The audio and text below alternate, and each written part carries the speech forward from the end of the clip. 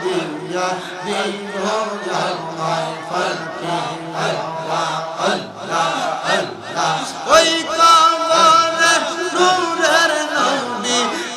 আইব রে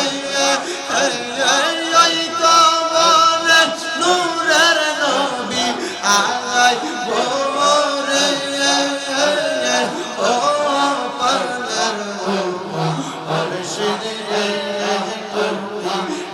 ধীরে ধীরে ফিরে ফিরে চালা আইয়ো রে মারহাবা আল্লাহ আল্লাহ আল্লাহ আল্লাহ আল্লাহ আল্লাহ লা ইলাহা ইল্লাল্লাহু মুহাম্মাদুর রাসূলুল্লাহ সাল্লাল্লাহু আলাইহি ওয়াসাল্লাম জবান বন্ধ নাই জোরে সরে পড়ি আলহামদুলিল্লাহ এই মুসলমানেরা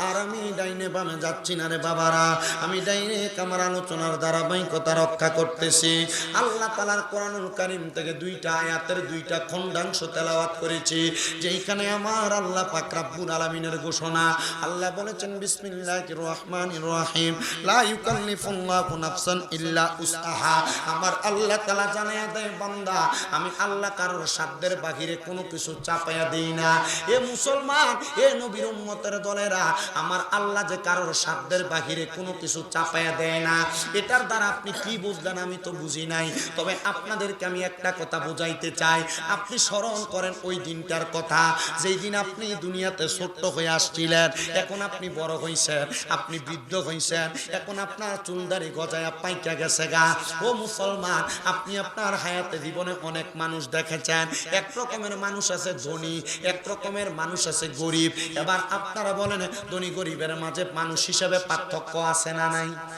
ওরে কয় না আছে না নাই কিন্তু আমার আল্লাহর কাছে এই মানব জাতিটা একরকম কিন্তু ধনী গরিব আইসা মানুষটার পার্থক্য তফাৎ বাড়ায়া দিছে হঠাৎ করে পয়সার মালিক হওয়ার পর রাস্তা দিয়ে হাইটা যায় আর এলাকার রিকশার ড্রাইভার আর এলাকার নিম্নবিত্ত মানুষকে সালাম দেয় না অহংকারের কারণে